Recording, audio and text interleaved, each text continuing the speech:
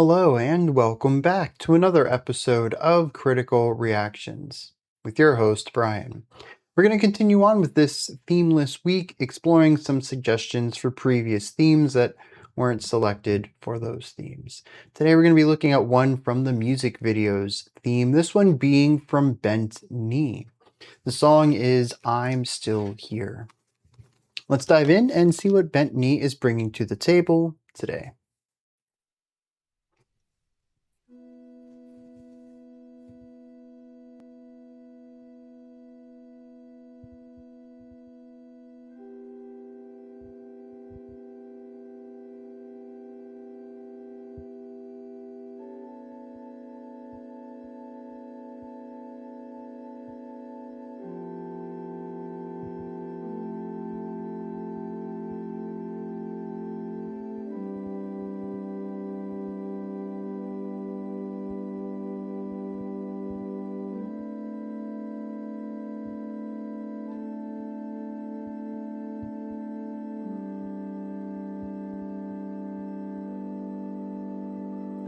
Fairly slow tempo to kick things off. Fairly quiet, too. When you dream of me, is my hair brown? Is my skin soft? Are my veins concealed?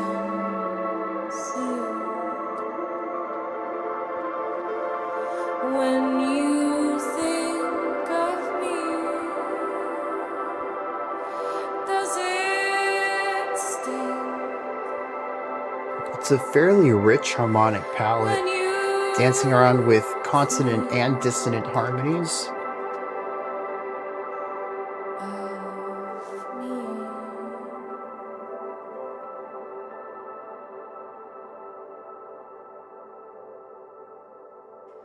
I still love you in my heart, and slowly as the words come out, close your eyes and listen, dear. I'm still here.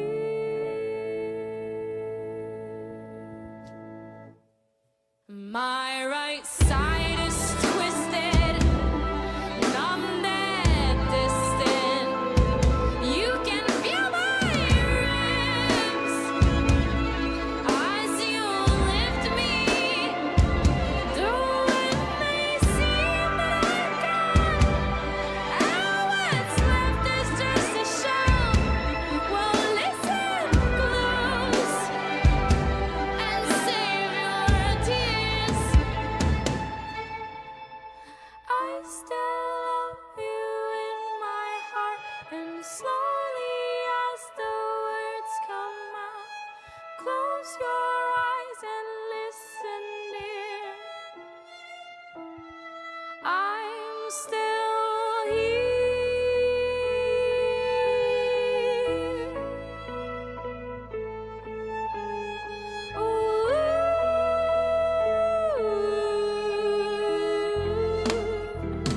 I'm still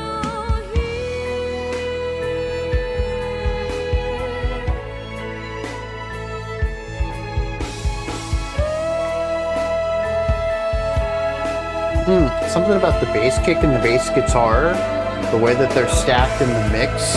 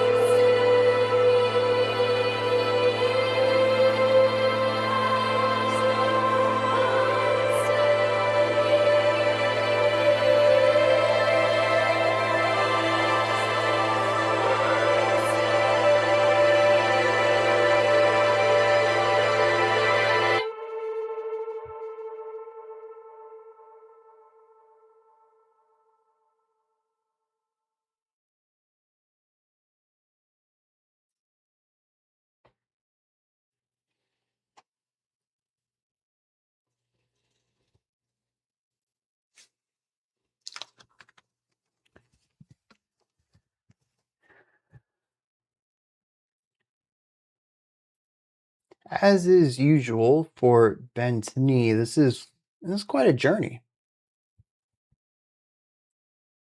While I think it does follow a verse chorus structure, at least lyrically, compositionally, it's more of a linear exploration. I do think that that second chorus features some elements of the first one. We still have the piano, I think it was, doing the eighth note melody that the vocals were, giving us that layering with the two instruments there. But I think there was more going on the second chorus, if I remember correctly. But the two verses were vastly different. And then the entire outro was this incredibly rich exploration of sound. Most of this feels linear. It has its rises and falls, but it doesn't feel cyclical like verse chorus structure typically does. And through this entire journey, there's emotional peaks and valleys. There's tons of contrast. It is pretty much everything I expect from bent knee, though I will say a bit more palatable than usual for them. I think as far as difficult to listen to sections, it's really the intro that I think kicks off the uh, the least palatable components of this, which is what I was describing earlier on with the rich harmonic palette of the track. It kicks off and there's plenty of harmony. As soon as that first verse kicks in, we have these chords being shaped out, but there's a ton of reverb to them. So even though the note gets played, we've moved on to the next. That first note is still existing and sort of drifting outward. And the second one gets hit, and then the third, and the first one can still be heard against this second, against this third. There's just so much time of existence for each note. And while the song is a bit on the slower side, we still have 6, 7, 8 notes ahead of it where you can still hear that first one present within this stack of notes. And this is what's creating our chords. Or, well, I think originally my intention there was to say chord and then correct myself and say chords, because it is a progression in a sense. We play the notes of this chord, then we go to the next, and we play the notes of that one, the rising and falling patterns. But the thing is that as we've moved into the second chord, the notes of the first are still present. They are still drifting and lingering throughout. By the time we get to the third chord, as tense as it is, which a third chord is usually a good time to introduce a little bit of tension so that we can resolve downwards. It's the whole point of chordal progressions, is a shifting between resolution and tension. But it is clashing even harder than it normally would because it is being played not alongside the previous chords, but at the same time as them. And it creates this very rich, almost muddied harmonic palette where it is both consonant, which is where harmony is positive, and dissonant, which is where harmony is negative, simultaneously. There are moments in here as these notes aren't static. There is movement to them, little rises and falls of volume that allow certain combination of notes to rise up and then for them to sort of decay, and you get other combinations. And it's almost like an ocean of noise, of sounds, where waves come up and come back down, just very tiny. We're not looking at, storm waves or anything, but it's not completely flat. I find this interesting because the more that I listen to all of these notes coexisting, the more that I still kind of hear triads, stacks of just 3 notes rising to the surface, being more present than others before dropping back down, while another triad will come up. I'm not sure if they are exactly 3 notes. They may be larger groups, but I think the idea still sticks that these more defined chordal identities present themselves at times. It isn't just a static wall of 15 notes for me to listen to. It has movement still.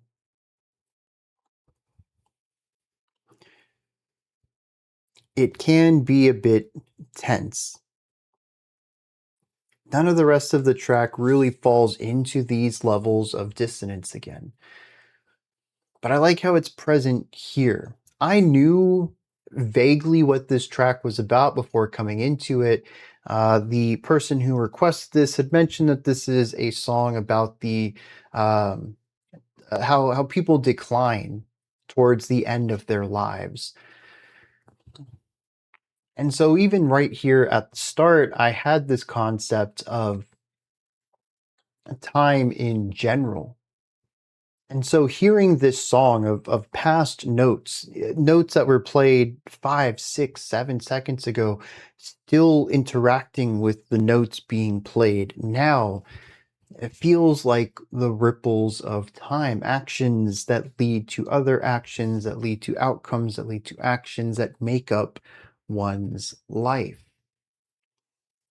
They may be things that happened years ago, but they were defining enough to create a specific characteristic trait within a person, a defining moment that helped choose who this person would be going forward, a characteristic that would define actions through the rest of their life.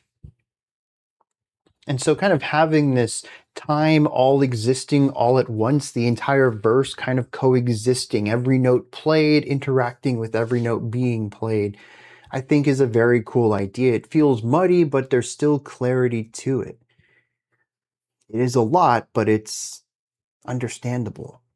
I think they did a great job with the entire production side of this opening verse. From here, we shift to the chorus, which is incredibly fragile compared to that. We have just a piano, just a vocal. The vocal is very light, very thin. The two of these instruments take up so little space compared to what we heard on the verse. I can't wait to hit the lyrics on this and see what was being sung here. The contrast alone is thematically resonant. Maybe it is that all of these actions of the past have led to here, a song about the possible fragility of the final years of someone's life. Not everyone becomes, brittle and small in their final years, but a lot of people do. I mean, the song is titled "I'm Still Here," which could be a triumph. It could be a way of stating, I should be dead, but I'm still here. I'm still fighting. But it could also be a feeling of taking up space, to have physically felt that you are smaller than you used to be and making a defiant statement that I'm still here. I'm still present. I don't know what the angle is on the title. Either way, it does deal with a smallness, though.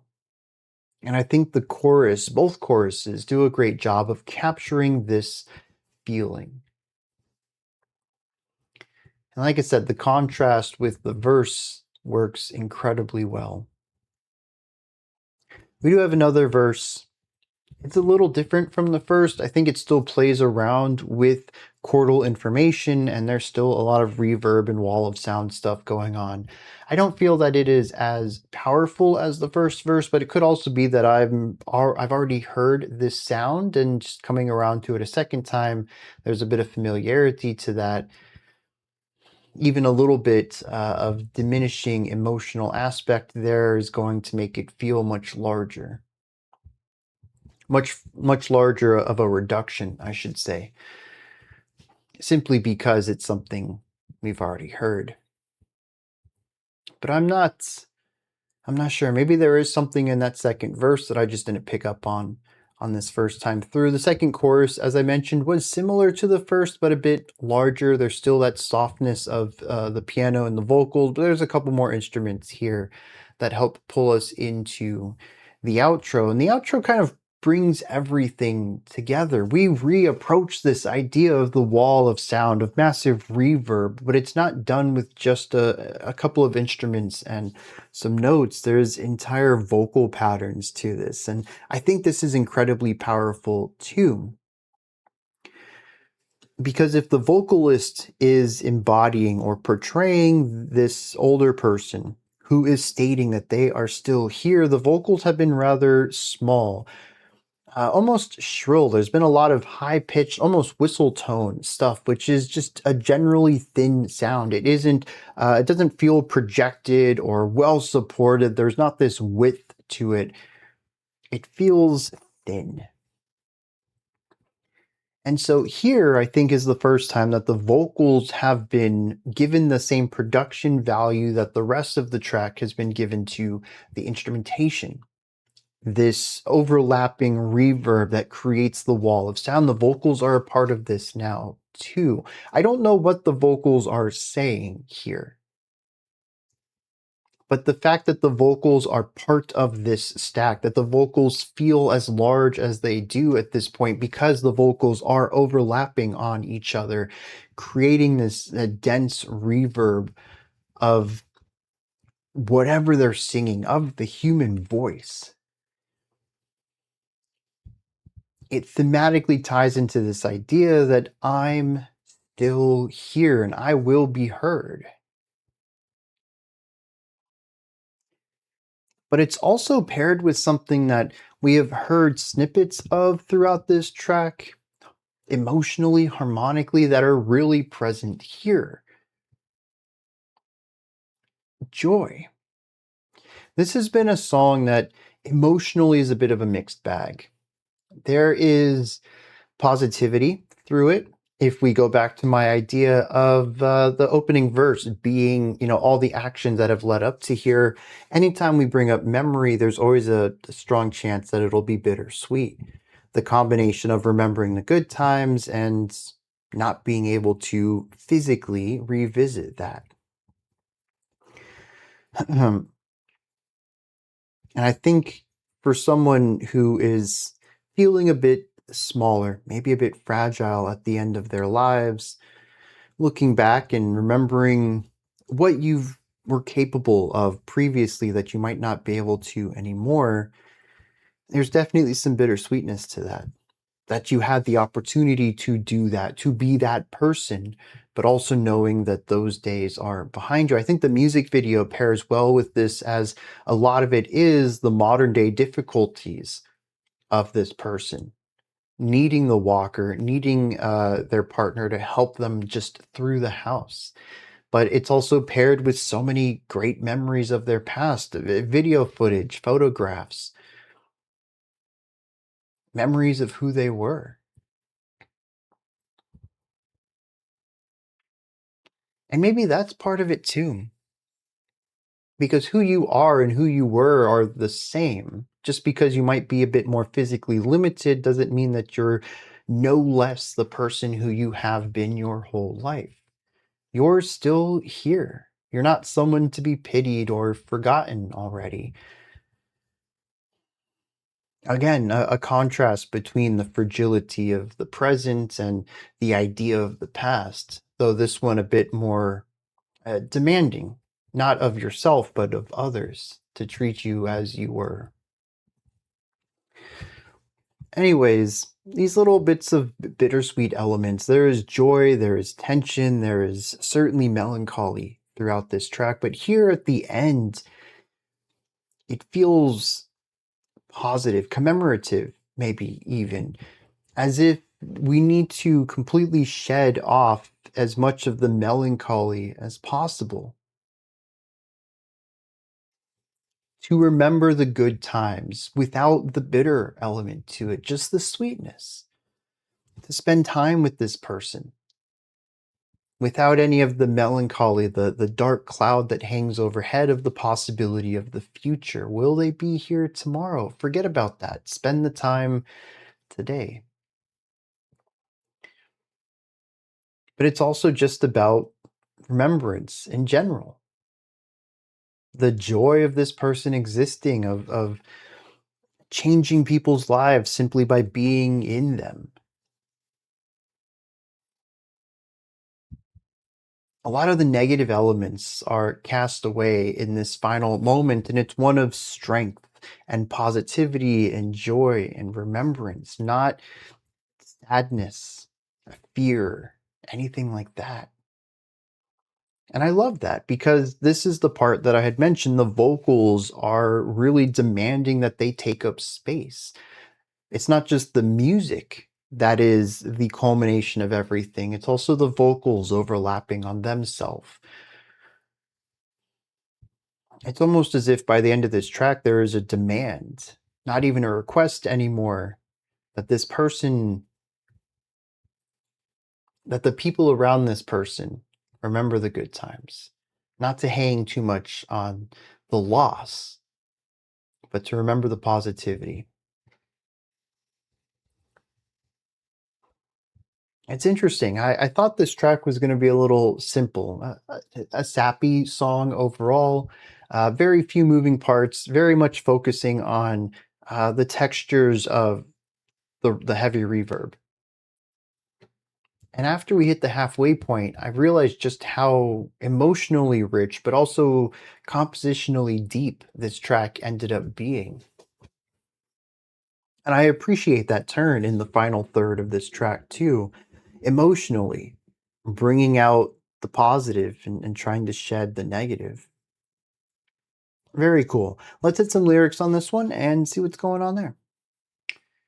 There is a fourth interpretation for the title that I had not considered. That being here doesn't require physical presence. That even after someone has passed, they can still be with you in spirit, in mind.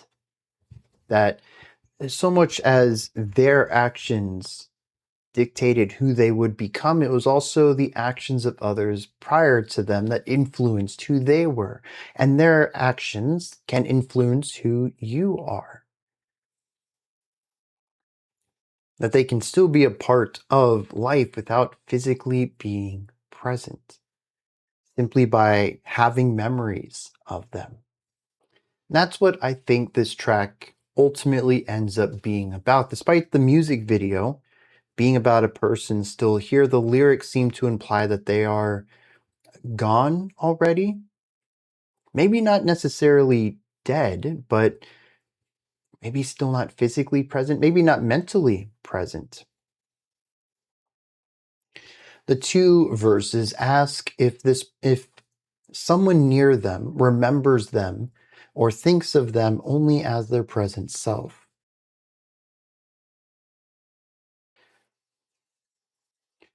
The second verse says, "My right side is twisted, numb, dead, and distant. You can feel my ribs as you lift me. Though it may seem that I'm gone and what's left is just a shell, listen close and save your tears." The first one asks, "If you only remember me how I used to be," says, "When you dream of me, is my hair brown, my skin soft, my veins concealed? Does it sting when you think of me?" Basically, are you only ever remembering the pain? Do you think back to the way I was before and wish I was still like that? Do you only focus on the fragility of who I am now? That you think of me only as a shell? He says, don't. Find the joy, find the positivity. He says, "I love you in my heart." And slowly, as the words come out, close your eyes and listen, dear. I'm still here. About finding me within you spiritually, emotionally, mentally. Yes, physically I might be decaying, but that's only a quarter of who I am and my influence in this world. Remember me in the other ways. And so I think that my feeling of this track, finding that negativity, the depression, not depression, the melancholy, the pain, the grief, all of that, having it wiped away and finding only the joyous parts in the finale is exactly what this song is about. It's a person asking people to remember the best times of them, of their life, and not pairing the negativity with that. It's not supposed to be bittersweet. just remember the good times. Have them bring you joy. Have my actions and what you remember of me help you bring joy to your life in the same way that I tried to bring it when I was present. And I think it's a beautiful track. Incredibly emotionally cohesive, but also just so engaging too.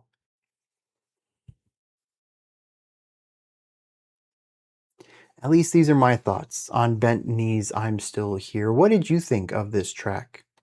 Is there anything that stood out to you? Anything that you would like to add on to what I said or correct me on? Do you have your own take, perspective, or opinion on this song? Let me know. Put all of that as well as anything else you'd like to add into the comment section below. Above that, in the description box, you'll find a link to Linktree. Takes you here, you can find links to my music, ways to support the channel, a link to the Discord server, and so much more. Above that, if you could, like, subscribe, and ring the bell. I greatly appreciate all three of those. I'll be back tomorrow, 5 p.m. Eastern Standard Time, 9 p.m. UTC, with our final video for the week. Until next time, remember to be critical, not cynical, of the music you listen to, and have a fantastic morning, afternoon, or evening, whenever you choose to watch my videos.